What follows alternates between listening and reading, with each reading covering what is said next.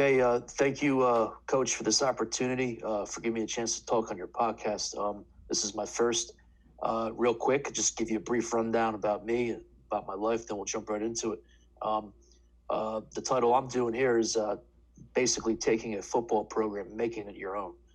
My name is Rudy Simonetti. I am the head football coach at Dover High School in Delaware. Before we start, I have two emails listed down here.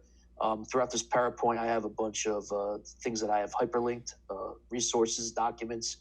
Um, Feel free to either email me, and I have my Twitter handle down here if you want to DM me or message me on Twitter in some other form. If you guys want anything from me, any resource that I can help you with. I have a ton of resources, not just limited to what's in this PowerPoint. And it's not just limited to this subject about how to build a program. I've got special teams, offense, and defense. For days. So please, whatever I can do to help, that's what I'm here for. I don't pretend like I know everything. Okay. I firmly believe that as a coach, you should constantly look to PD yourself and get professional development every year. You never stop learning. The minute you do, you probably shouldn't be coaching anymore. So obviously I'm still in that phase of accumulating as much knowledge as possible about a lot of things when it comes to high school football and football in general. And even building a program. So like I said, I don't feel like or pretend like I know everything, but this is what I have done at Dover High School, and it's worked for me. The last slide I'll show you are some of the results that we have yielded over the past 4 years. This is going to be my fifth year coming up in 2021. Hopefully we'll be playing with the pandemic and everything, but it's been a lot of fun. And like I said, this PowerPoint is, if I could just help one coach out there, and if that one coach can just take one thing from this PowerPoint, I think it's a success for me. A little bit about me. I was actually born and raised in North Jersey. Up until around 4 or 5 years ago, I moved to Delaware. So I played high school football, but not college football. I decided to, in college, either go as a history teacher / coach or something to do with law enforcement, like an FBI agent or something. Just wanted to help kids and people. So I chose, coaching football and history.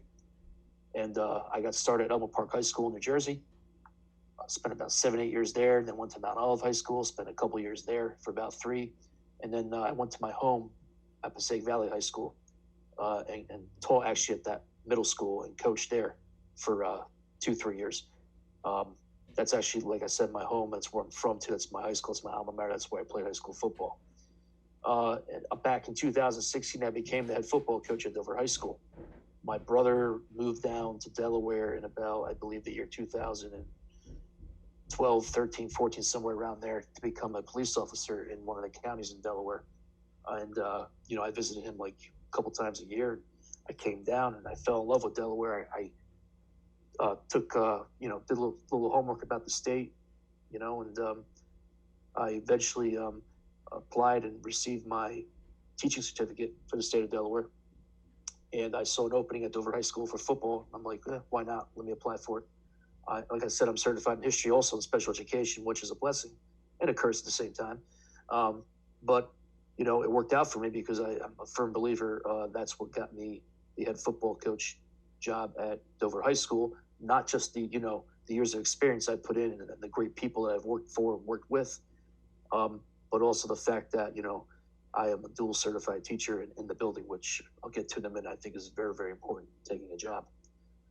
Before I start, I just want to say that my daughter was up at 3 a.m. last night. She's 1.5 years old about. So if I kind of lag or fall asleep, my apologies. But I'm pretty psyched to do this, so that shouldn't happen. But if I do, no worries, we'll get through it. Okay, here we go. So taking a program, making it your own. I just want to devote one slide to kind of the head coaching interview that you go on. I got 2 hyperlinks here. This first hyperlink I'm going to show you is kind of like a sheet that I put in my 3 binders that gives you a rundown of how I view of how you should build a program. Again, this is my way of doing things. Everyone's different, no problem. But, I kind of took and learned from a lot of great people over the years. And a big shout out should go to my cousin, Steve Simonetti, and my uncle Steve. He's a former head football coach at Northern Highlands High School in New Jersey, and he's basically responsible for helping me with these binders and guiding me on them, and telling me what I should put in there, questions I should ask the interview committee, um, questions I will be asked to prepare for that. So, and he goes, he had a great idea, and it made total sense when I did it. And I'm a firm believer that this is what got me the job. In addition to having a dual cert of special ed and history, you got to be organized, prepared, and passionate. And one way to show all three of these things here is to kind of make up three binders of the same thing. In those three binders, you will have your mission statement, your coaching philosophy, your culture, which is most important, your off-season program and summer program plan, plan for the recreation program or your middle school, plan for the boosters and alumni, and just a simple practice outline. He also advised me to make a separate binder on just one binder containing coaching resources. And that's where you put your schemes, your situational material, your scouting sheets, your clock management sheets, your depth chart templates, install sheet templates, pregame checklist, and a yearly plan of action. Why only one binder of like the scheme stuff and three of the mission statement and culture and coaching philosophy? Remember, you're interviewing with people who aren't football people. You maybe have one sports person there who might just happen to be a football person, but chances are you'll have other people in there who don't really care what scheme you're going to do. They don't know how you create install sheets. They don't know situationals. They just care about, what is your mission. They care about your culture. They care about what are you going to do to progress the kids to be successful, not just in football, but in the classroom. What are you going to do to keep your own kids and your recreation programs home, especially in this day and age? What are you going to do to raise money for your program? What are you going to do to kind of, create close ties with alumni? All that stuff. And then they want to see you just basically, my apologies. Kind of skipped my mouse there a little bit. And they want to see you just, how do you plan a practice? They want to see that you're organized. Basically, why you're creating three binders on these subjects is it not only shows that you're organized, but it shows that you're prepared and most importantly, passionate. And that right there, I do believe is alone what got me the job. In addition, obviously, like I said, about 1,000 times being dual certified. But the first page in this binder here that I had, those three binders. Okay, this is the sheet that's in my binder, or those three binders. It's like the first page. I like it because it's organized and it's to the point. It gives the interview committee a chance to see a rundown of how you plan on, doing things your way should you get hired. You got to hire the right coaching staff, obviously. That's most important. I'll talk about that in a little bit. Loyalty, passion, and basic knowledge of the game. And please make sure you guys are all on the same page. I don't like to micromanage, but in some ways you got to be a dictator. You got to demand their loyalty. You got to demand that they're passionate about things. Go get them to work. And you got to demand that you guys are all on the same page. And final word rests with you as the head coach. Okay, and I'll talk about that in a little bit. Don't stop seeking guidance from coaches that you might have coached under or with. Learn from the best, because chances are, they've been there and they've done that. And they'll give you some great advice throughout, your coaching tenure. Divide ownership. This is kind of where you start to get into the culture of your program. Honestly, truthfully, it really starts with hiring your coaching staff because they're an extension of you. But dividing ownership, you tell your assistants through you, your assistants are like, in a way, your liaisons to the team. And also team leaders, captains. We have a leadership council, which I'll talk about in a little bit at Dover High School. It's been a blessing for us to have that. And that's something that we just installed this past year. And I can't tell you how valuable it's been, especially in this time of war and lockdown during a pandemic. I'll explain that in a little bit. But when you do that and you divide ownership, it kind of gets things moving in the positive direction, and it creates a positive perception about your program. And it creates ownership amongst the team and the coaches, and it makes everyone hold themselves accountable and committed to the cause. The fourth thing, obviously, we're not a college, we're not the NFL, so we can't draft or recruit people. Okay, we have to have a very strong feeder program. It's kind of like your minor league teams in baseball. And it's very important that within your feeder programs, you install the philosophy of you, the schemes, your terminology in all three phases of the game, how you drill certain things. And the mantra should be keeping the kids home. And you got to make sure, obviously, you're very visible, especially at first, during your first couple of years. If you're not doing much winning, be very visible. But as I'll explain later, winning cures everything. It'll really get the kids to stay home. Just have a positive relationship with them and the parents. Be professional with them and the parents as well. And like I said, winning cures everything. So if you're successful at the high school, you'll win and be competitive. Develop a character model. And this is kind of where your coach philosophy comes in. For me, the way I was raised, in my household, it was always family first, school second, then sports, in this case, football. Okay? So that's the priorities that basically I set forth with my team. They're like my sons to me. I don't have a son yet. I just have a daughter. So I got about, people ask me, I tell them every year I got about over 100 sons, and they all play football for me. So I'm just basically emitting my values onto them. Reward the players who work hard, motivate the non-believers. The way we reward the players who work hard, obviously, is through playing time, the best 11 play.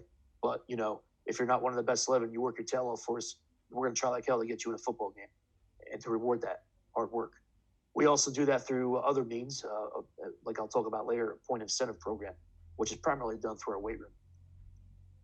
This is the meat of our culture at Dover High School, and I'll explain that in a little bit. And this is something, obviously, that really drives not just our program, but any high school football program, if you ask me, around the country. Everyone has their own philosophy, their own culture that, they might go about installing, but the theme is basically the same. We have accountability, commitment, and toughness. That's what I'm big on. And I'll explain that in a little bit, what that means. Keep the kids competitive year round. A great way to do this, obviously, is in the weight room. And as I'll talk about this in a bit, the regular season, the playoffs, should you make it, is a byproduct of what happens in the weight room. If you have a successful offseason in the weight room, being competitive, you'll be successful during the season. At Dover High School, my philosophy, and I'll talk about this, we want kids playing other sports first. And if they don't play other sports, okay, then we want them lifting with us in the offseason. If not, then, it's going to be tough for them to play football for us. They definitely will be, according to our handbook, be forced to do a conditioning test at the beginning of training camp every August. Our school has it in their athletic manual that every kid, if they want to, need to try out or should try out for any kind of sport. So I kind of have to take kids as per school mandate. But in order to, kind of get away with not taking lazy kids on your team, because you don't want that, they bog you down and they waste your time, you waste their time. We installed a conditioning test, and it's brutal. And it'll show who doesn't play other sports and who doesn't lift in the offseason. Trust me. Like I said, playing other sports, I look for talent on the basketball court, man. We got a lot of athletes in our school. A lot of them play basketball, and we're a tremendous basketball program in the state. I love wrestlers, especially linemen. I love when linemen wrestle.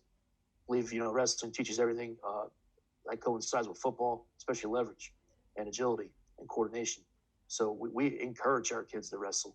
In some ways, we force them to wrestle, especially if you're a lineman. We don't have hockey at our school, but I love hockey.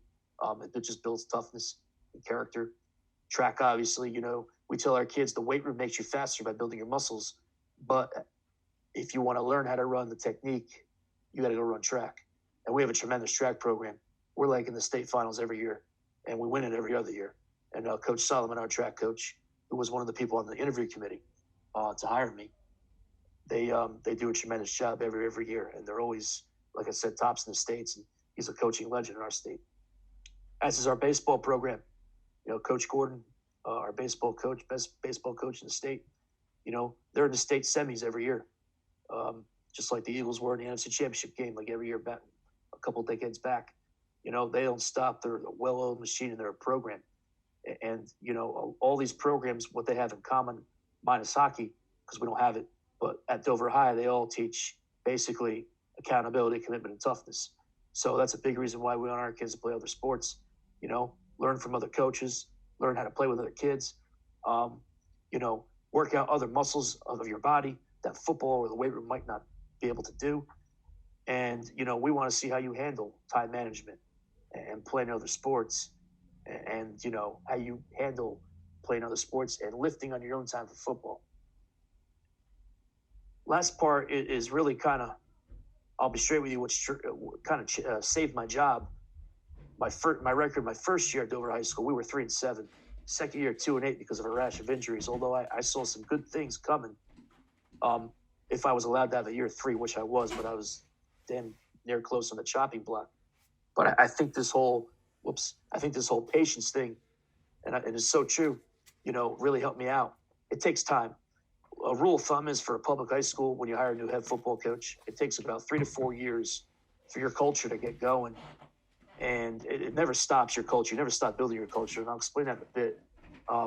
But for your culture to get going and for your way of things to take over and success to happen on the field, it's usually 3 to 4 years. That's the rule of thumb. I firmly believe we would have had a little bit more success in year 2 had we not had a rash of injuries, one of which was our starting quarterback, who was D1 and ended up at Temple University. So, like I said, we're a public high school. We don't have the luxury to recruit.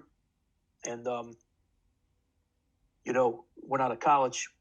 And, we're not the NFL team, so we don't have a draft. So we kind of got to take what's given to us and mold our way of our schemes around that. And it takes time. We emphasize little things first. And I'm big on fundamentals. I'm big on the little things. It's the way I was taught and raised. Emphasize, character development, fundamentals, how to tie your shoelace in football, how to get dressed, all that base stuff. And then it'll build, and the big things will take care of themselves, like winning. And it was so true. I got the third year after going 3-7 and 2-8. Year 3, we go 9-2, and we lose in the state semis to the eventual state champions, 21-20, and they scored on us in the last 30 seconds of the game. We had the best regular season record in 18 years at Dover High School that year. We went 9-1. Got a first round bye, headed to the state semis. This past year, 2019, we went 6-4. We had a tough opener. We started out 2-4, made some adjustments. Unfortunately, I had to remove some people from the team, and we ended up finishing the year 4-1 to go 6-4. Okay. My apologies, 4-0. I'm not good at math. That's why I teach history. So, and that's the one thing I was really most proud of with when it came to our kids this past year at Dover High School. You saw that culture kind of take effect a little bit this past year. You saw us, what we worked for these past 4 years. It showed this past year. Dover teams in years past under me would have tanked after starting the season out, 2-3, whatever it was. We finished up 4-1 and almost snuck into the playoffs. We missed out by a power point or a tenth of a power point, whatever it was, to one of the powerhouse teams here in the state of Delaware. So, I was real proud of our finish. That meant a lot to me. And it showed, we come a long way. Our culture's come a long way as a program. So just moving on throughout the PowerPoint, that's basically what, here is what you want to talk about at the interview. I did it again. And talk about culture. You can talk about scheme a little bit, but chances are, in most interviews I've been on and most interviews I've heard about, not really too many people ask about your scheme. They don't care or know much about, you running a spread offense or, a multiple 3-4 defense or whatever it is. They just care about how you plan on building the program and your culture. So, like I said, step 1, hiring your coaches. They are the outlet. They are they kind of enforce your culture a little bit, and they are that liaison between you and the players. Okay? And I'll talk about the leadership council in a bit, but did it again. It's mouse. You got to hire coaches that fit your philosophy and your culture. That's most important, like I said.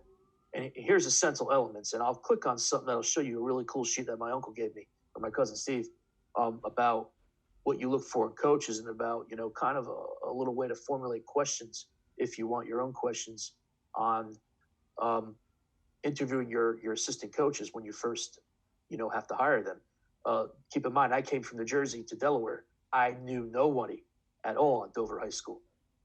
So I had to bring a whole bunch of new people in to coach with me that I don't even know from Adam. I had one person interested in coming down with me from New Jersey, a good friend of mine, but it fell through. So, man, this is something that I was really, really kind of stressed out about a little bit, because your coaching staff, to me, is everything. I had to make changes to my coaching staff after the second year, obviously, and those are changes that I didn't want to have to make, but they were kind of necessary changes a little bit because some things had to change, and like I said, my job was on the line, and I brought in a couple of coaches who were a little bit more experienced, and it did wonders for me in year 3 and this past year. Just when you look to hire coaches, first thing I think is essential is loyalty. You got to have a coach who's loyal to you. Last thing you want is a person or people on your staff going behind your back and trying to undermine you.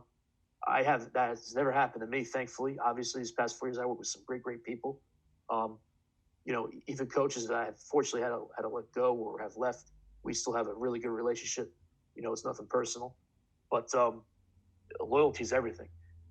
I have seen some cases where coaches and the staff weren't loyal to the head coach and turned out to be a nightmare. And who suffers? The kids suffer. So make sure loyalty is number one. If they're not loyal, you can't hire them. I don't care how much you know about football. Okay, they got to go because chances are it's just going to be toxic and chaotic from the start. You got to hire people that are passionate, enthusiastic. This is what gets them to work. You'll know right away if they're passionate, enthusiastic. I'm sure the interview committee at Dover High School knew I was passionate and enthusiastic by making 3 separate binders of the same thing. And like I said, I'm a big believer that's what got me the job, that alone right there. Also, make sure they have a basic technical understanding of the game of football. I'm not asking anybody to know how to, do fire zone blitzes or to how to RPO second-level defenders. We can teach you all that stuff. Just know basic fundamentals about your position or your group that you're hired to coach. This is the way, I did it again, this mouse. Here we go, sorry. This is the way I look to hire coaches. This is, the golden way to do it. You could, you can hire coaches your own way. I know a coach that I coach for that don't even have coordinators. He is his own coordinator on both sides of the ball, and he just hires position coaches. But what you should do, I'm an offensive guy. I was an offensive coordinator before I took the job at Dover High School. My 3rd year at Dover High School, I was also a defense coordinator and head coach. But I was an offensive guy. At first, when I first got the job at Dover High School, I had trouble finding a defensive coach. So I hired an offensive coordinator, but you should hire a coordinator on the opposite side of the ball that you coach first. So for me, that would have been D coordinator. But like I said, I just couldn't find anyone right away. I eventually did find someone, though. And I really worked with both my coordinators then, who were first-year coordinators, to implement the system and to guide them and improve their skills as a coordinator.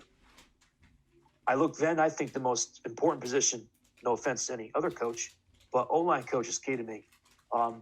Really, D-line too, because it all starts the way I look, and I'll tell you this a little bit, the way I look to build my teams is from the inside out, or from the middle out, whatever you want to call it. It's the line. The game is won on the line of scrimmage on both sides of the ball. So we need to hire O-line and D-line coaches, really O-line coaches, man, because I tell my O-line coach, and he's tremendous, you got to be pricks to the kids in a good way. You got to light fires in their tushes to get them going, and they got to know that you're watching them at all times. So having an O-line coach who's really strict and stern, and at the same time is very technically sound in his skills as a teacher and tactical as well, and knowing blocking assignments is key to me. Hire an assistant coordinator on your own side of the ball to groom. So for me, being an offensive guy, I would have hired an offensive coordinator. If you're a defensive guy, you look to hire an assistant defense coordinator that you groom, because as I tell you right now, as a head coach, if you're doing head coaching duties and coordinator duties, be prepared to step away from your coordinating duties during practice here or there to attend with an issue that affects you as a head coach. Hire a special teams coordinator next, then a linebacker coach who quarterbacks to the defense, followed by the rest of the positions. I should have included, like I said up here, with O-line coach, D-line coach too. Like I said, I think those are the 2 most important spots in the field. So that's a little bit on hiring your own coaches. Moving on from here, this is when after you hire your people, you start to right away integrate your culture into your program. For me, I respect all coaches, even my predecessors who came before me. Unless you do wrong by me, I don't have any issues with you. I know what we all deal with as coaches, especially in today's game of high school football or in high school in general. So what happened prior to me what happened at Dover High School prior to me is none of my concern, none of my business. I'm just focused and thankful for the opportunity to be a football coach there. And I'm just focused on installing what I believe is my way of doing things to get us to be successful. So culture, to me, I don't think you can't find a coach anywhere in this country that doesn't agree with me on this. It's the most important element of building a successful program. Culture over X and O's any day of the week. And, without culture, I don't care how much you know offense and defense. Any success you have, because you just have the talent, but no culture, it'll be short-lived. It won't be anything big and consistent, and it won't be there for a long time. I've seen it, trust me. It's all about perception, and I'll drop that a couple times, that word perception, throughout this whole podcast. You got to create a positive perception about your program, and one way by doing this is creating what we did at Dover High School. I got there in year one in May of 2016, so I had no off season. That first year was basically an assessment year for me and my staff. I had to get to know the players and my staff. They all had to get to know me. I had to get to know the lay of the land at Dover High School. Okay, Dover High School, I get to learn to know me. My first year, we set the tone. We removed 12 individuals from the football team, some of which players were very, very good. I'd argue we kicked off the best player in our team, all right, because he wasn't in line with our culture. So, there's a way we ever go about enforcing our culture at Dover High School, and I'll explain that in a little bit. But they just weren't for us. This wasn't what I wanted in my football program. So that was year one. That set the tone, though, because then people knew right away that I wasn't playing around. And we got some more kids out the following year, and we were 3-7 that year before. Because the kids, they love discipline deep down, even if they don't want to admit it. They yearn for it. And this is maybe the Vince Lombardi coming out, but they love it when, they see you doing that. And because it creates, kind of like in your classroom, it creates a structured environment. And that's something that they want to do and want to excel in and be a part of. So that's how we got more kids out after a 3-7 year. Even after a 2-8 season in year two, we got more kids out the third year. And this past year, after 9-2 season in state semi-playoff appearance, another landmark I'm proud of as a result, we had over 100 kids in our program to start the season last year. So all this culture stuff that we've installed, what I'm finding out, it works, okay? So the first thing we did in year two is we realized after evaluating year one that we kind of needed to have a saying. And we came up with the term all in, as you can see in the background. And this is our logo. And I talked about perception before. I take this logo here exactly how you see it in the background, and I plaster it all over our apparel, our hoodies, our T-shirts, long-sleeve T-shirts, hats, jackets, pom-poms, those cushion seats you sit in the bleachers with, whatever you call those. We went out and got a big banner to hang up in our locker room, and it's got this exact saying on it, all in, and it's got a slightly different logo on it, but it's still, the bottom line is that's our saying, that's our culture, all in, okay? And I know I might have stole from the Clemson Tigers and a little bit of the Seattle Seahawks with Pete Carroll. It's something that has been used, like I said, by them and in the past, but hasn't really been used a whole heck of a lot at Dover High School. And it was simple saying that, something that the kids can believe in. And not only do the kids believe in it 4 years later or 3 years later, our school believes in it and our communities believe in it, because this saying has now leaked within our school to other sports, to other things not sport related, and into our community. In our third year, when we were the week before we were playing our semifinal game, there were a couple of restaurants that had the hashtag all in. Said, "Good luck, Dover Centers." We're the Centers, by the way, it's our nickname. And it said hashtag all in. Okay, so that's how you know you're being successful with installing your culture, because a saying as simple as this, all in, and as popular as it is, it's spread throughout our community. It really started in our school, then spread throughout our community. And I'll talk more about that a little bit at the end. The next thing we did is we actually defined what all in means to us. And we created a playbook, similar to what you do with offense and defense and special teams. This is our playbook. And if you remember me talking about my coaching philosophy back at the beginning of the presentation, we took the word accountable, commitment, and toughness. And if you look at the first letters of each three of those words, it creates an acronym, ACT.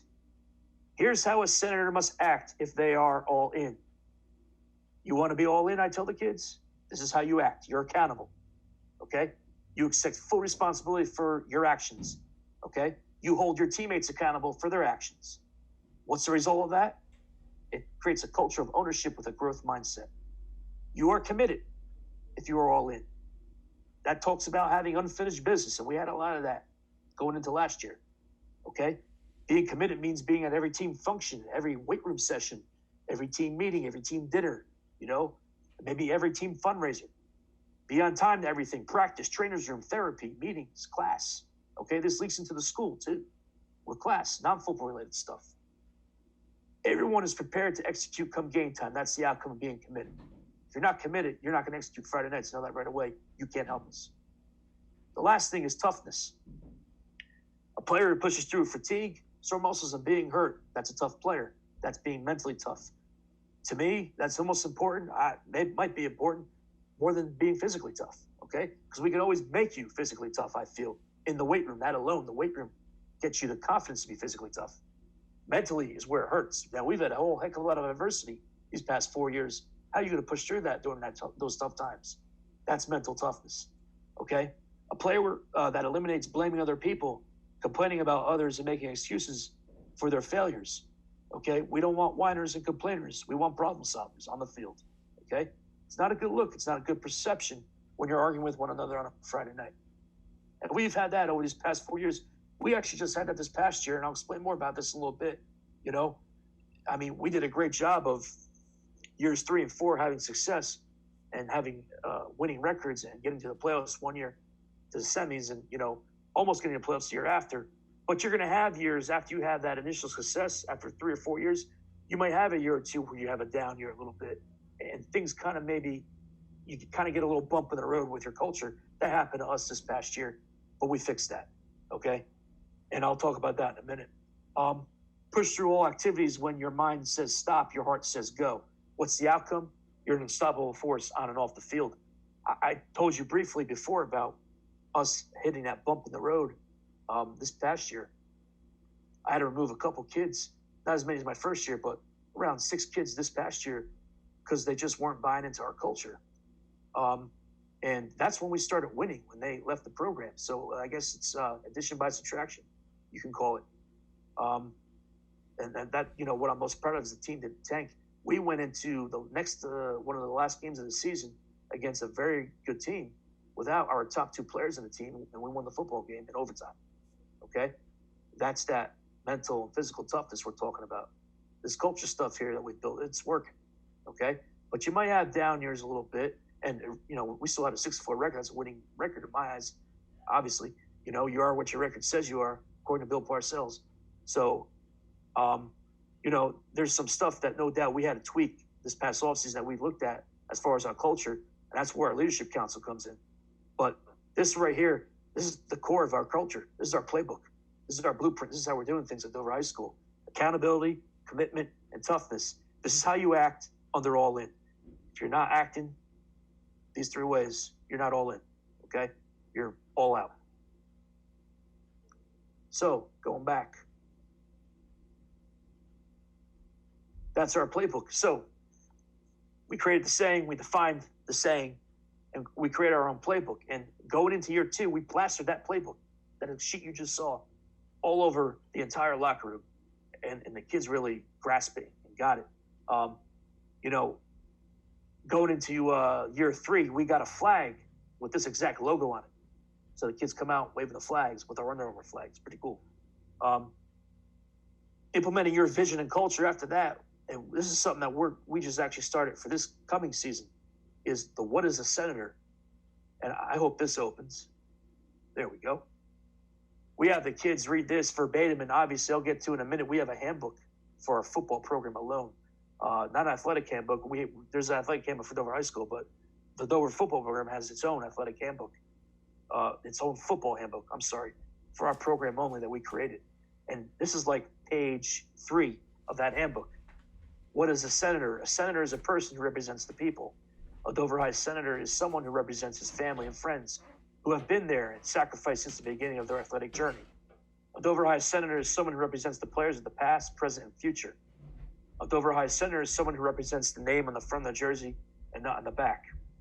A Dover High senator is someone who represents every teacher or administrator who has ever helped them in life or school. A Dover High senator is someone who holds a teammate accountable for their actions. There's that first acronym, okay, accountability. On and off the field to make them better, but also looks themselves in the mirror every day to hold themselves accountable. A Dover High senator is someone who is committed to improving themselves every day on and off the field. There's that second acronym. Dover High senator is someone who is tough and lets nothing in life stop them from achieving their goals. There's the third one. A Dover High senator is someone who's all in. So, are you a senator?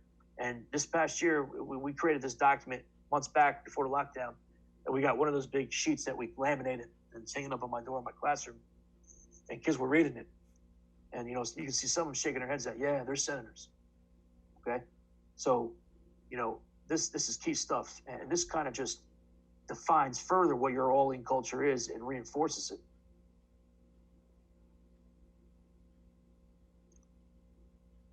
You identify the roles of the players. I think that speaks for itself. We just did that in our playbook. And really, what is a senator document defines the role as a player. Are you a senator? Okay? If you're not a senator, you ain't going to be a player for us. Coaches. Oh, this is stuff I just broke down of each coach's role in the team. Okay? I'll get to in a little bit how you kind of earn kids' respect. So, like I said, this goes back to when you hire your coaches. Make sure, number two, they're enthusiastic and passionate about their work. And these lists of jobs that are listed here in no particular order, and everyone has their own different listings. This is just mine. Your guys on your staff will perform them to a T. They'll be very, very, discreet. Not discreet. I'm sorry. They'll be very precise about it, and things will get done in a timely manner. The kids will see how hard they work and they'll respect them for it. Have expectations for your players and coaches. So your expectations really for us, obviously, are kind of as your team policy. It would be your classroom rules if you were a teacher in a classroom. Just like our culture, accountability, commitment, and toughness, this is basically a byproduct of that, this right here. And just like we kept it simple with 3 things for our culture, we're keeping it simple here too. I'm not a big fan of listing 10 different expectations for high school kids. Keep it simple, not just with your schemes, but with what you tell them your expectations are for them. And they're very general 3 expectations. I'm very simple. Make every team function and be on time to every team function. Okay? Now, we have a whole bunch of strikes that kids go through if they break the first rule here. There's more strikes for being on time. There's 4. And there's less strikes for being at every team function. Or if you're not, there's 3. Okay? And I'm not going to get into exactly what they are. They involve, physical stuff, bleachers, whatever, missing games or suspensions, and final removal from the team. Very important. Every school is different in how you kind of should have your expectations set, especially when it's taking over a program. In this day and age, you want to be stern. You want to have a really structured and tough expectations and team policy, but you kind of need to know where to have that wiggle room, because there's a lot of gray area involved today. Okay, and I think that this is an area where you got to have wiggle room, but there need to be a set strikes, and after a certain amount of strikes, like 3 for, I think 3 strikes for being at every team function is good, and that 3rd strike actually is you're off the team. Okay, so it's 3 strikes, you're out, just like in baseball. And when I first got to Dover High, we had a problem with our kids being late. So we had 4 strikes. And actually, my apologies, I do think that I know for a fact that we have, going into year 5 here, we have decreased that strike for this particular thing. So we're down to 3 with that now too. Basically, the only way you excuse a kid for me is to have a doctor's note if they're deathly sick. And I have gotten a funeral note before for, God forbid, there's a death in the family or someone they know. I really harp the kids. There's nothing going to draw my ire more than if a kid does not communicate with me. It works both ways. I communicate with them. They got to communicate with me. And I relate to them, getting jobs. When you go out in the real world, you got to get a job, support your family. You can't come in one day because your kid's sick. You got to stay home with the kid. Just not show up to work. They're not going to pay you. And that's how I relate things to them. Communicate, communicate, communicate. By the way, if you don't communicate, you can communicate on Friday nights on the field, especially if you play defense. You got to call out, checks to your coverages or formations or tendencies that you picked up on in film study about your opponent. You're not going to call out the blocks that you make as an O lineman if you don't communicate. So we're teaching them. There's a method to the madness. It's the little things that you start out with, and then you get up to the big things. There's less wiggle room in number 2 here for me. I hate it, and I'll talk about perception again. It's not good look for you as the head coach if 1 or 2 or more of your kids are constantly getting suspended in school suspension or out of school suspension. So we only have 2 strikes for both. All right.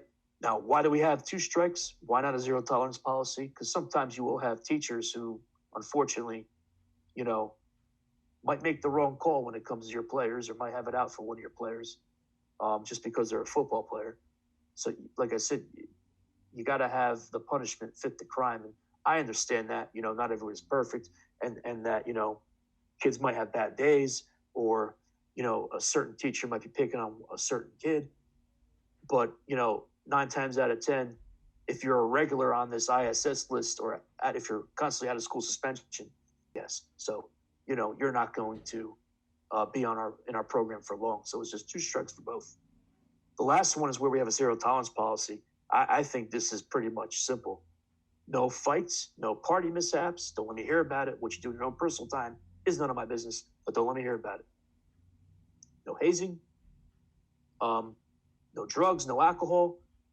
This is the zero tolerance policy. This not just gives you a bad look, bad perception. If this happens within your school, it's the community, okay? At least with the fights, what goes on in the school stays in the school, hopefully.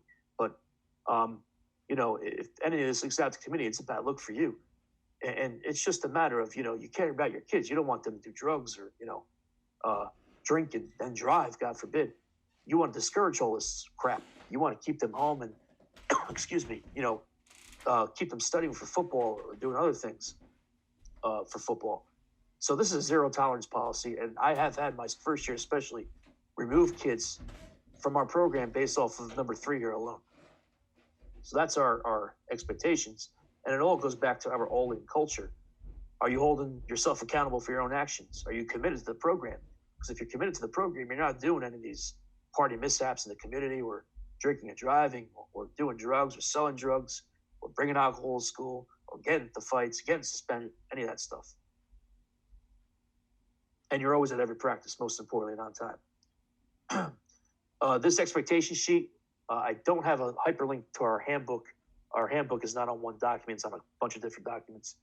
But if you guys want to see any of that, you can always, like I said, DM me or email me. I'll be more than happy to give that to you guys. But we created a program handbook for our players and parents. And what we're going to do is have and we've done this before, just not with a handbook. We just created this handbook this past season, but have a parent and player meeting right before the season starts and go over this handbook verbatim and get everyone on the same page. Okay. We talked about having your staff on the same page with you. It's important that parents are on the same page with you. I grew up learning that parents might be, a little tough to be around because they're parents and they want to see their kid play and want their kid to play the star spot of running back or quarterback. They're just maybe fishing for information from you on what your plans are for their player, for their kid. I think parents, especially at Delaware High School, are valuable no matter where. I think as long as you're very businesslike and truthful with them, you don't have to tell them who's playing where and why you do things and how you do things. Football-wise, you just want them on your side to help groom their son, and to become a good citizen and to get their son to do things your way, the all-in way at Dover High School. So get the parents on your side. And a lot of times I'll be straight with you. At Dover High School, I had the role of being the parent for a couple of the kids a little bit. And I don't know the full situations at home. I'm not knocking anybody. It's just the reality of it. A lot of the times the kids look to me as their father figure, and That's why when things happen where, maybe little Timmy is missing a practice, you call the parent, maybe something happened, or maybe Timmy's just skipping, in which case you get the parent on your side. And trust me, Timmy will be there the next day. So that's the good part about being at Dover High School. The parents really, really, support you in that regards when you call home and you need help with their son, not son, even schoolwork related. Like I said, I talked about this in a couple slides back or earlier in the slide. We this past year, right after Christmas, created our own leadership council of players. We have 2 seniors on it, a whole bunch of juniors, and 1 sophomore. And we're just looking for the best leaders possible. It's a group of 10. We're looking for the best leaders possible in our program, and they're core kids. It's not the best athletes, it's the best leaders. It's kids that other kids on our team will look up to. Okay? And this is great for us at Dover High. Throughout this entire lockdown, we've had a couple Zoom meetings with our kids and obviously with our coaches. And I don't think I would get nearly the participation I get on the Zoom meetings if it wasn't for this leadership council. Because I know a lot of kids that are, especially the younger kids that are just coming up to varsity or JV, they might not have the means to communicate with me, and I might not have their number, and it's tough to get a hold of them sometimes. Well, that's where the leadership council comes in. Because what we did with the leadership council, by the way, creates a whole lot of ownership on your team. It gets kids, the leaders, to hold other kids on the team accountable, and the leaders hold each other accountable.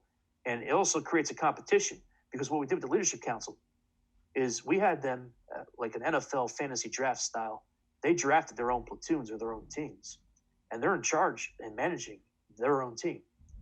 What I mean by that is during the school year, they're in charge of making sure the kids in their team or their platoons are playing another sport. And if they're not, then they better be lifting.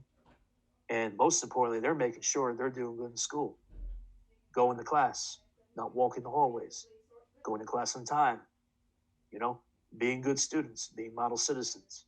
Okay. They're making sure they are where they need to be during the school day. They're making sure they're at practice, okay, come football season and things of that nature. So it just goes back to our all-in culture. And like I said, we made sure the leadership council, they got the numbers of all their platoons. So, I have, one of our kids is named our quarterback. We have 2 kids actually on our leadership council. That's our quarterbacks, Jordan Moran, Jameer Richardson. And, they're all great kids, Jordan, Jameer especially. And what those 2 did is they went out and they drafted their own platoon. They got the numbers, the cell numbers of their platoon members. If they don't get the cell numbers, somebody somewhere is on social media, trust me, whether it's Instagram, Twitter, Facebook, what have you. Bottom line is they got a way, all of them, everyone in leadership council, not just Jameer and Jordan, they all got a way to communicate with their platoon members. And the ones that they can't get a hold of within their platoons, and there are a couple, chances are they don't want to be getting a hold of anyway. Or those kids just don't want to be found, and they'll weed themselves out later. But we talk about creating ownership and positive perception, and being all in and being committed and holding each other accountable. That's this leadership council right here. It's helped us out tremendously. So that's culture. And this kind of ties in what I'm talking about with the players and the parents. As a coach, and I tell my coaching staff this a lot, be yourself and be real, okay? Combine this first bullet here with these 3 bullets here, with how you treat the players. Be brutally honest to them, be as fair as possible, and show them you work hard. Work hard and let them see you work hard. And as long as you do these 3 things and you're yourself and you're real, the players will run through a wall for you. They may not like you because you yell a lot on the field, but off the field, you're fine, you're chill, you're talking to them about, cars or maybe, I'm a big Yankees fan, talking about the Yankees for baseball. They'll talk about, building patios. I don't know. It's just you're a professional with them on the field, but at the same time, you're being yourself, and there's a job for you to do on the field. And sometimes it involves you yelling or being stern, as long as and if you yell at them, make sure, obviously, you give them their props 2 minutes after you yell at them, prop them back up properly. And they'll like that, they'll respect you a whole bunch for it. They will respect you. That's the key. You got to earn their respect. And I've seen people who were not themselves as coaches. They tried to be someone they're not. They weren't honest, and they worked really hard, and the kids knew it. I think the kids are the ultimate lie detector test. Okay, they know when you're BSing them. So you want kids to run through a wall for you. I think these things right here, being real, being yourself, and these 3 things are key. Do this with the parents too. Be professional, but be brutally honest with them. Be as fair as possible with their kid, and show them too you work hard and that you're a family man just like them.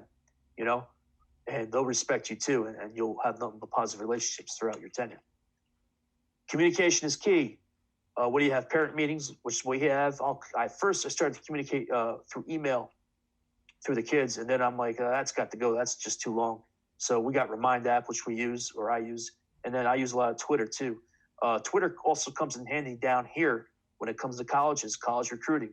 Another way you want to earn kids' respect, besides these 3 things, working hard for the kids, not just, it's not just you putting together a consistently successful football program. It's working hard to help these kids get into college.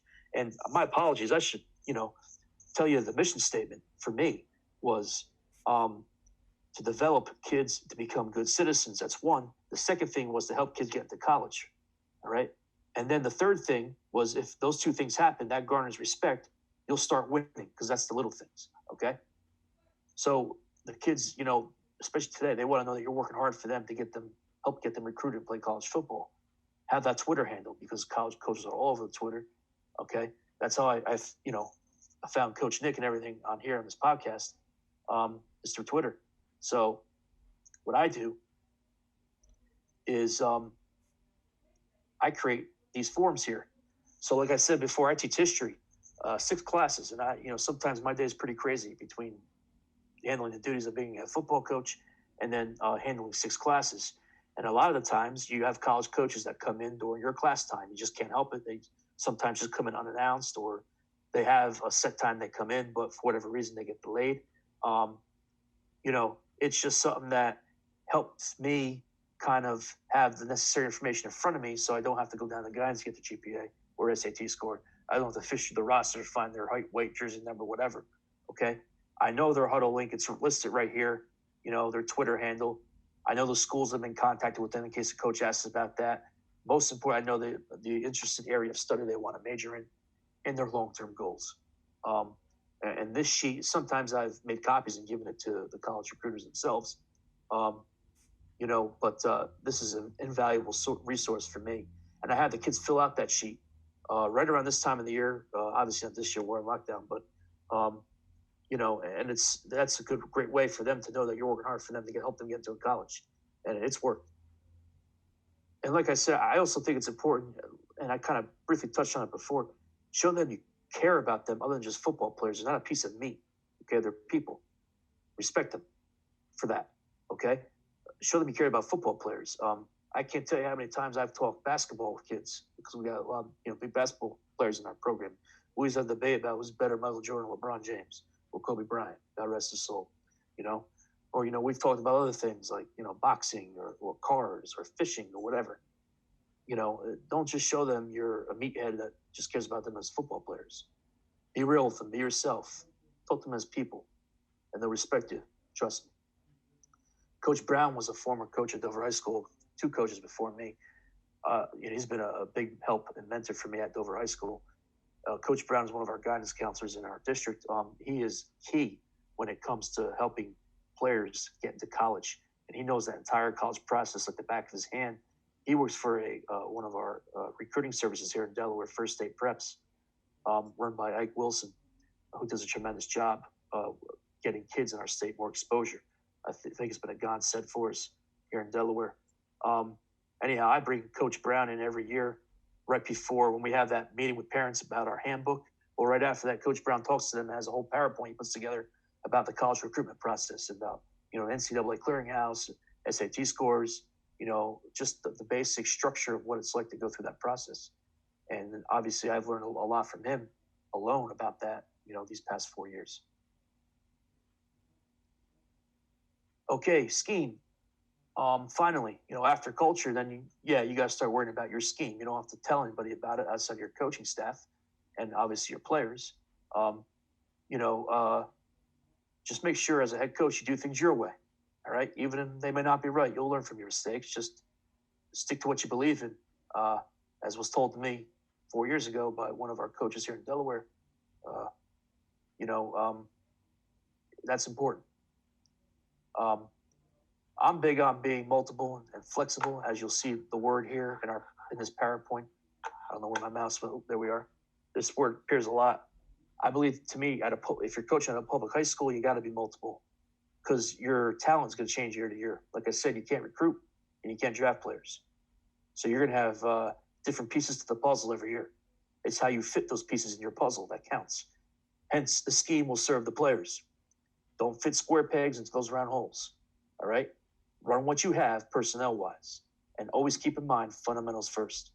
Okay? Without those fundamentals, your scheme is hollow in all three phases of the game. Okay? It means nothing. Once you're fundamentally sound, it's like building a house. Start with the basement first. It's fundamentals. Then you build from there. So I'm very basic too, especially with high school kids. We don't have much time with them. I will tell you, we platooned or attempted to my second year and third year. We got away from it this past year. We started out doing it, but we got away from it. One of the other teams in our conference platoons as well, and they do a tremendous job with it.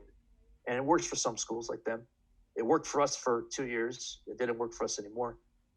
Obviously, you always want to play the best 11. Okay, but it's something that I experimented with as a head coach. I'm not afraid to admit that. It's something that I thought at that point in time would help us as a program, keep us more fresh and into the games. And I could argue it did because we went 9-2 in year 3. In year 1, everyone's ready to kill me for it because we went 2-8 with a whole bunch of injuries. And I realized that obviously with key guys going down, a couple of us only get one way. It was tough to kind of catch everyone else up to play the other side of the ball because they've been practicing on one side of the ball during the season. So we kind of nixed that this past year, and this year fully will be one platoon team. So we got to really keep it simple this year. Keeping it simple, stupid, or silly, whatever you want to call it. So I'm basic on special teams. We will do spread punt stuff, not to give any stuff away, but it's just basic stuff. Everyone does it anyway. I like to go tight punt in our own 20 or behind. So, but most importantly, I have my coaches and myself. I have these sheets that we create, and this helps. These sheets here for special teams and for offense and defense, as I'll get into, they help us fit these pieces into the puzzle, and this helps us make sure that we don't fit those square pegs in the round holes. And I'm not going to go into all this. And if you want these sheets, by all means, email me or DM me. And I got more of them, especially when we get to defense. I got every front going, and also for offense, not as much as the defense, obviously. But I got stuff for spread offense, pro style offense. I got option stuff. Let me know. But for special teams, this is what we look for in our kickoff team. Okay, obviously the kicker, strong leg. You can do one or two things: consistently kick it in between the 10-yard line and goal line, or do a high kick, mortar kick. And we look for a lot of speed on the kickoff team. And this sheet here basically goes position by position what we look for on each team. Okay, kickoff, kick return, punt return, punt block, and field goal. Our goal line defense is our field goal block, by the way. Beneath what we look for, personnel traits and characteristics, are a couple drills. And I'm not going to go through all this. A lot of reading. I know we got a short amount of time. So if you want this again, just DM me or email me. But it's all there. And again, the goal is to fit players in the correct spots. So you have a manual about how to do that for special teams. We got the same for defense. We run a multiple 4-4. Why do we do that? It's the 4-2-5. It's the same thing to me. Okay? We actually play. I'm a believer in this. First off, you got to put your best athletes on defense. Best 11 should play there. And we have a draft every year before the season starts, or a couple months before the season starts. I tell the coaches, all right, let's draft the best 11 players. Okay? And let's do the top 15 because you need some depth in there. And the best 11, we should look to start or play a lot. And that will dictate what front we kind of run because we've created a multiple system on our defense, whereas as long as we have our base structure and our philosophy in place, with our run fits, we could actually go to any front we want on a yearly basis or on a weekly basis during that 1 year. Okay. But bottom line is you got to put your best athletes on defense. Okay. And we go around the room and I have each coach draft a player until we draft 15 of them just to see, like I said, for depth purposes. But right over here, we have a same sheet, and I don't want to click on it. I think my mouse is dying. I'm just going to go to my mouse on my computer. Run what best fits your conference. Okay, that front, that should be your base front. And for us, like I said, we only see 2 spread teams in our conference. Everyone else is wing T or run the football. So that's why we do an 8-man front. And again, I have a sheet here about how, right here, about the characteristics we look for in our 4-4 front or the 4-2-5. It's the same thing. Like I said, I believe in building from the inside out. So I think our defensive tackle should be our biggest and strongest player in our defense, our best lineman. You don't need to be, I like you to be quick off the ball, but just don't get pushed back. Hold your ground. Because chances are you're the 3 technique, chances are you're going to face a lot of double teams. So that's important for you. Our Mike's got to be a good ball player too, obviously. He's got to be the bigger, more powerful one of the linebackers and a short tackler. If you can't call on the plays, you can always have the Will do that. That's fine, but make sure that Mike is a dude. I think in any front you run, your free safety should be the best player on the defense because he's got to do a multitude of things. He's pass first, but he's also going to have to come up and play cleanup as an alley player or an alley defender on the run. So make sure he's physical. He's got to have, be aggressive. He's got to have really, really good range. And, just best part about solving that problem is just take your best player or at least your second best player and put him at free safety. And again, you can always email me for that. We have a way of evaluating our talent too for what front we want to run, start out with. Just basically keep in mind, what personnel do you expect to have year in and year out, your high school? And then you can use this guide here. Will you get 2 stud safeties every year and a stud linebacker and 1 stud true lineman, at least 1? If you do that and you get that year in and year out, run a 4-3, okay? If you only get 1 stud safety, okay, do an odd front, either 3-4 or 3-5, whatever. Lock on and blitz, okay, and slant. It offers a ton of flexibility, but that's that. Multiple spread on offense is what we do. I'm more pro style, but we'll do spread option stuff, obviously. Basically, we have the same manual for offense and what we look for at each position. We like, obviously, it's high school football. The adage goes, run the football. But it would be really, really cool and really, really awesome for you if you had a dude who played quarterback. So my first year, we put a kid who was a sophomore, D1 kid named Jordan McGee, who was a defensive end. He's a beast there. He had an arm on him. So we converted him to a quarterback. And 3 years later, he's second team All-State, first team All-Conference at quarterback. And he's like a Cam Newton type kid. He's like, 6'4", 230, 220, 230. And dude had an arm. And he killed it. Why do we do that with Jordan? Why do we make that switch? Because we didn't have a quarterback. And I had to remove that player my first year who was a quarterback. So we had to move Jordan there. And when we talk about perception, Jordan is a great kid. He did nothing but represent our football program in the most positive way possible for the 3 years he was there under me as head coach. And he did it for 4 years, even the year before I got there, because he's a high character kid. That's the type of player you want at quarterback. Obviously he's got to have an arm and he's got to have ability, but you want a kid with that it factor, that moxie, just a high character kid there that leads your football team. That was Jordan. He didn't have that moxie at first, but he learned it as years went on, and he led us to a state semifinal, appearance. Went 9-2 that year, and he did some great things for us. Jordan won us a lot of games these past, not last year, but the 3 years prior. And he got hurt my second year. We were in a tough spot there without him, but that's the type of kid you want at the central spot of the team. Basically, is the quarterback. Everyone wants to know who the quarterback is on Friday nights. And just like I can't open that file, but we also have ways to evaluate.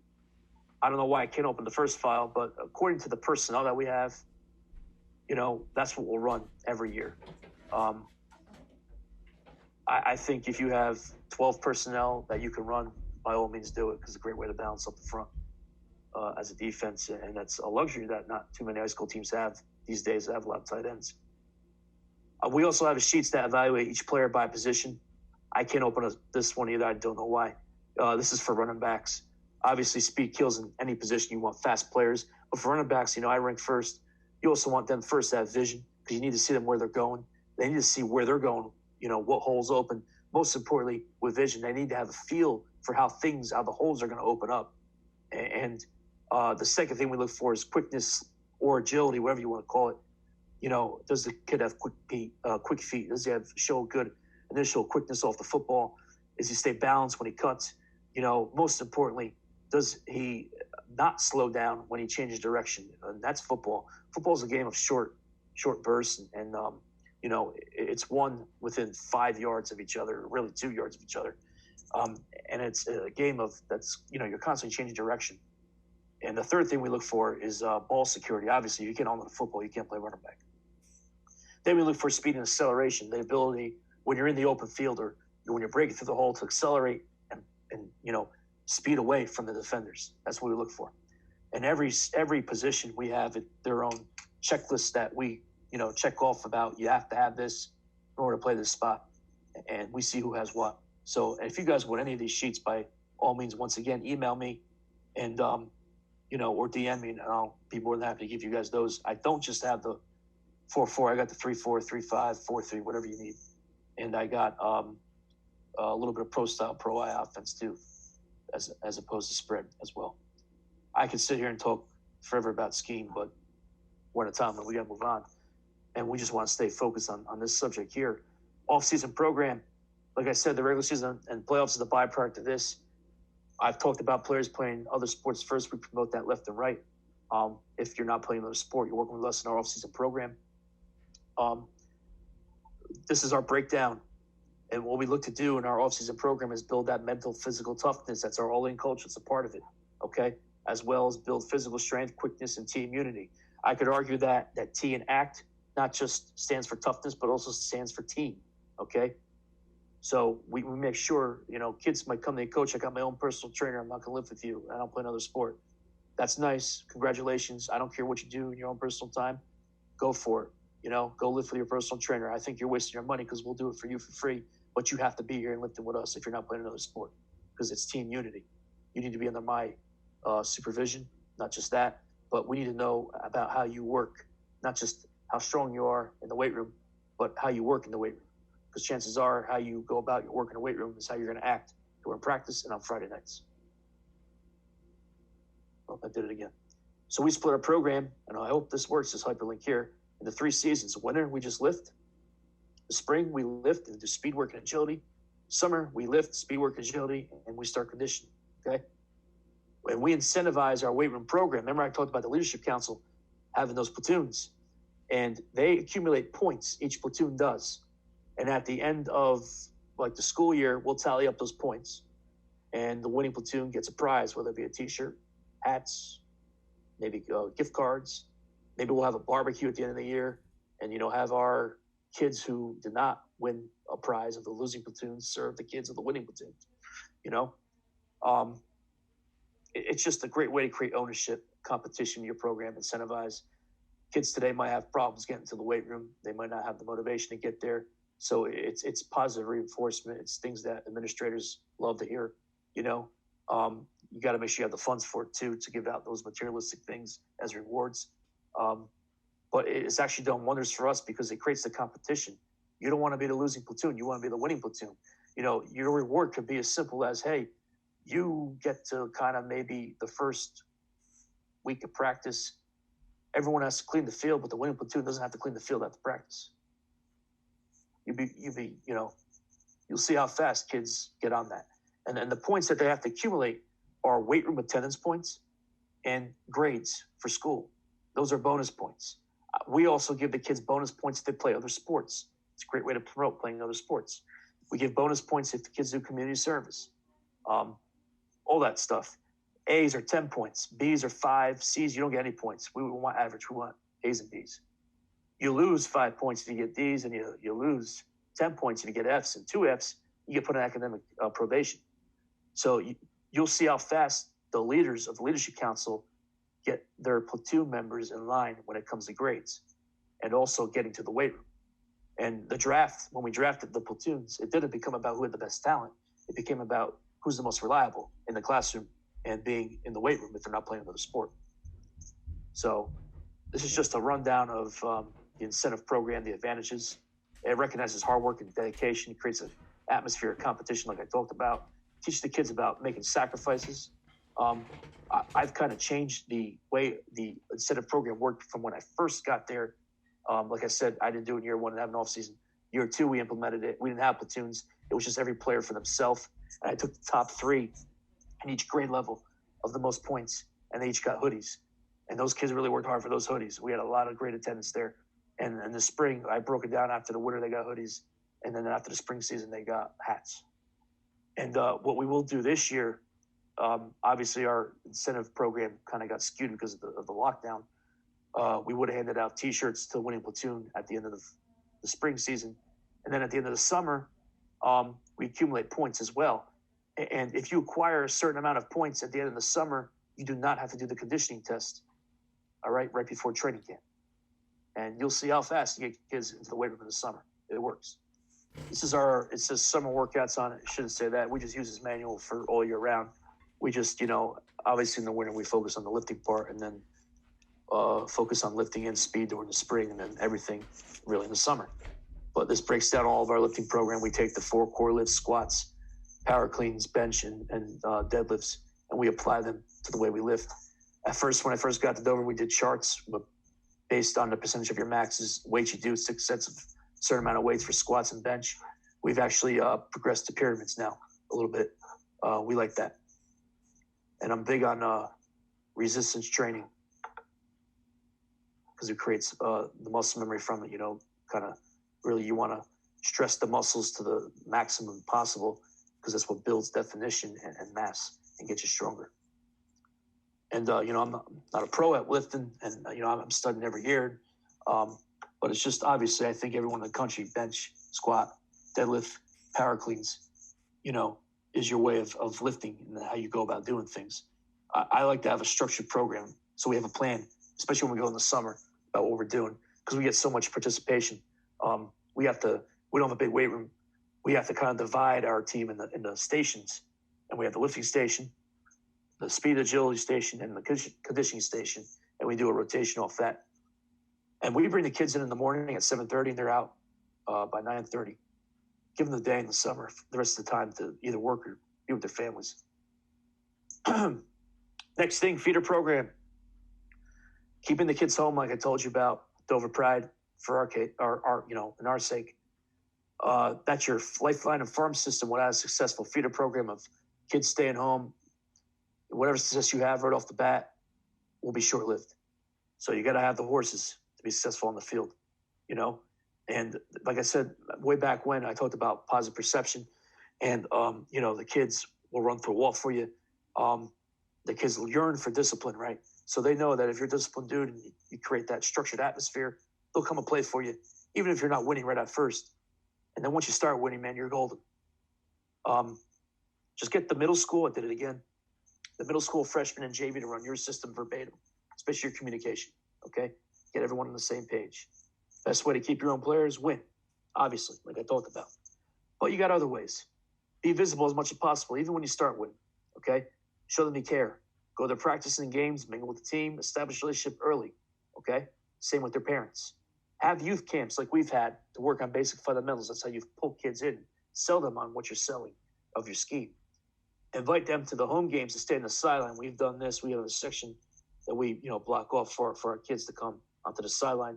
They don't always stay in that section, but, we've even invited kids to come on and be our ball boys or tee guys to grab the kicking tee after we kick for kickoff or field goals, and they love it. Have a community night where they are invited to your facilities. We've done this in the past too, and we do it school-wide with all the sports. Have them play one of their games at our field. Our middle school team does that last game of the year, and this is pretty cool. My first year coaching football, I was a head freshman coach, And it's great to be a freshman coach to start out with because you learn a little about a lot. Basically, you learn a little about everything about how to run a team. And we had to have our own team dinner. So I brought in 2 TVs and 2 PlayStations, and we had a Madden tournament. And then I did a little research online, and it clicked with me. That's how you can recruit, too, kids who might not play football at the middle school level or even at the high school level who are walking your hallways. That's how you get them to come out. Kids love video games these days. That's where you get to know them, too. You sit down, you play video games, maybe you play against them or with them. You know, you get to know them. They'll want to come out and play for you. It's the cool thing, video games. Booster Club alumni. The goal of the boosters is to fundraise for dinners, camps, 7-on-7, uniforms, or just uniforms in general, anything, dummies, field equipment, whatever you can do. So these 2 beefsteaks and turkey trays and pancake breakfast is not what I've done at Dover. It's what I've seen done in places that I've coached at in New Jersey, and they work. Like I said, I talked about the Madden video tournament. It's not just a recruiting tactic, but it's also a fundraiser too, if done properly. Lift-a-thon, this one open, but everyone, people do this. This is something that we were just going to start this year. I'm looking for a way to fundraise and find one fundraiser to make it our signature fundraiser. We believe we found that with the Lift-a-thon.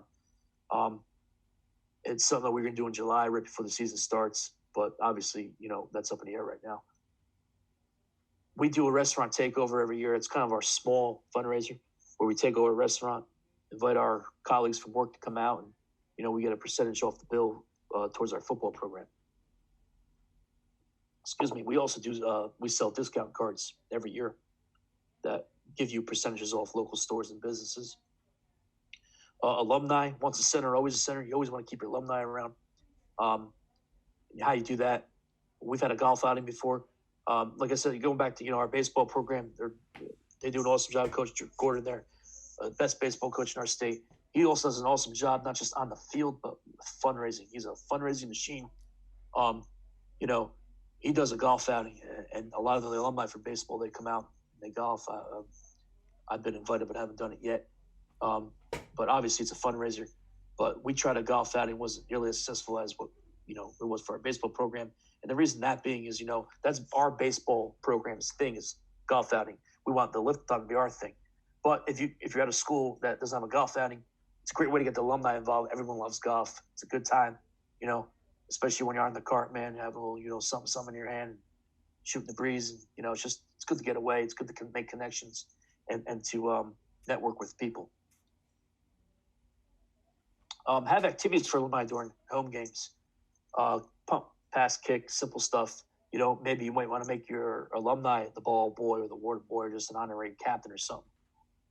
Flag football alumni game. We were going to have this. Something happened and it got canceled, but it was supposed to be during the season a couple years back. I think that speaks for itself. We also have our alumni, especially 2 years ago, come to one of our games. I think every year I've had an alumni come and talk to our team, obviously. And like I said, not just being a ball boy, but we need chain gang people every night. They come and be a part of that. So this is just a couple ways to kind of raise money with boosters and get the alumni to be on your side. You want the alumni on your side. It's that positive perception that just spreads. And you never know you network, who you know, who they know. And, donations start flying if you connect with the right people. 2 more slides behind the scenes. I'm almost done here. This is important.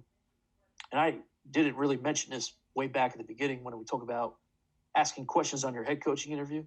I think the first question you should ask the people who are interviewing you is you have to work in the building if you're going to be the head coach here. So ask them, obviously, do you have any teacher positions available or positions within the school for me to work at? You don't want in the district. You want in that building because you need to keep an eye on your kids, monitor their behavior and grades, and establish a relationship with non-football players, a.k.a. recruit your hallways. The only way you can do that, okay, is by being in the building. There might be some people out there that don't agree with me with this, but, I think I'm in the majority here when I say that no matter what sport you coach, you got to work in the building that you're the head coach at. It just makes things so much easier. It allows you to establish positive relationships with the staff and try to get, you rubbing elbows with some people who coach other sports onto your staff so you can get some of their better athletes to play football if they don't play football. Okay. What we do with our staff is we have a staff appreciation game. A little bit, staff member on the sideline with a jersey. They're not playing a game; they're just on our sideline with a jersey on, cheering us on. It promotes school unity. It gets staff members on your side, especially if they're having a problem. Hopefully not, but with one of your players during school, or it allows like the old saying goes, and especially true at Delaware High School. It takes a village, and the more staff members and people you get on your side, the better. Give every staff member a T-shirt if you have the funds. Nothing, get that. For us, it's that all in, and get that T-shirt to everybody, and it really promotes Dover pride, Dover football pride, and gets everyone bleeding blue and on your side. Be available, like I said, to 8 staff members with in-class support, hold study halls. I should have hyperlinked progress reports here. I do have progress report templates if you guys need them, and we do have study halls. Whoops, that happened. Do this all the time with this mouse here. We have supported unified football on our sidelines. Those are special education students who want to be a part of football, or flag football. I'm sorry, and we have them either being our ball boys or grabbing the kicking tee and staying on our sidelines, and they love it, and we love them. It promotes, like I said, school unity. Little Senators preschool program as well on the sideline. And this promotes not just school unity, but community unity. And this is that positive perception that I've talked about time and time again. It just looks good for your program. Also, what happens behind the scenes is coaches oversee the platoons and leadership council. I'm blessed now at Dover High School. I have a coaching staff of about, 11. And 7 of those 11 work in our building alone with me. And the others, they all work in the district. So they're not far either. Just one we have work out of district. So that's a little tough. But, other than that, they all work with me in the building or in district. And I can't tell you how much it's made a big positive impact on our program. Because it gets them helping you out during the school day, keeping eyes on the kids. Okay, last page. So, I talked about preaching patience. And, it takes 3 to 4 years to build a program. This is going to be my 5th year at Dover High School. I have seen some positive results, like I briefly mentioned, and now I'm going to go over them with you. But just keep in mind, we're still building our culture. Like the old saying goes, Rome was not built in a day. It takes a very long time for you to get the culture that you want in there established verbatim, to whereas everything runs itself, okay? We still have hiccups, like I talked about in our program here and there. We've had some, within the past year that we've rectified, and we're moving forward now. But, I could tell we're on the right road, and we're doing things, really good things, and we're on a really good page. Obviously, we had some great on-the-field things these past 4 years. Our positive perceptions greatly improved around the program. And I'll jump down here to this bullet. That all-in mantra that we have has leaked into our school and our community. 2 years ago, I saw all-in hashtag during February and March, okay, on one of the billboards outside of our school. And I didn't know anything about it. But it was so cool to see everyone in our schools using all in. It's on T-shirts. Our basketball program, which is awesome these past 2 years, they're the best in the state. They used all in a little bit. And, everyone's asking me, Coach, they're taking your mantra? I'm like, no, don't worry about it. This is why you coach. This is how you're doing your job of helping kids and molding kids and molding a school and creating change for the better. When you do something and create something and it leaks into your school and into your community. I talked to you about, the community, some restaurants and businesses had it all in during our playoff run in 2018 beneath their billboards. It's just, it creates that positive perception for your program. And it really brings not just your program together, but the school together, the community together, and creates unity. And that's what you want. So I don't care if anybody steals it within our community or our school, as long as, it's helping people come together and fight for a common cause to help our kids. Man, I'm all for it. So we had back-to-back winning seasons for the first time in 8 years at Dover High School in 2018 and 2019. Best regular season record in 18 years, like I said, in 2018 went 9-1. We've had a top 5 offense the past 3 years. Number two in the year 2018, this past year. We had a number two defense in 2018 and one of the best special teams in the state in 2018 where we had no TDs allowed in any of our units at all. What I'm most proud of besides this bullet here is this bullet here. We had over 100 players in the program at the start of the 2019 season. Now, we didn't end up the season with 100 players. This doesn't work out for some players. But to start, as an administrator, this is what I want to see. Reach this triple-digit number here of your program. That's how you know you're doing things correctly. Like I said, we've done community service, and that creates more of a positive perception. Within our all-in mantra, you got to be committed to helping your community too, not just to making yourself a better player and a better citizen. That ties into you being a better citizen. Another bullet I'm very, very proud of, we have increased our numbers of players who have gone on to play some form of college football, whether it be JUCO, Division III, Division II, Division I. Not all of our players have chosen to have gone on to play college football, but all of our players have gone on to play college for the most part, or gone on to college. That's most important to me. Like I said, my mission statement when I first got the job, help develop these kids into good citizens, for our all-in culture, and then help get these kids into college in some way. They don't have to play football. Football's the avenue to help you get into college, but help them get to college. And then the winning takes care of itself. And that's really what I'm most proud of. Like I said, this is not a done deal for me at Dover High School. We're by no means established our culture. We're still working towards, what's the old Lombardi saying? If you chase perfection, you can catch excellence, right? Or maybe that's the other way around. I don't know, but that's what we're doing. We're striving to have the perfect culture, and we're gonna catch excellence one day. But we're not there yet because it takes time.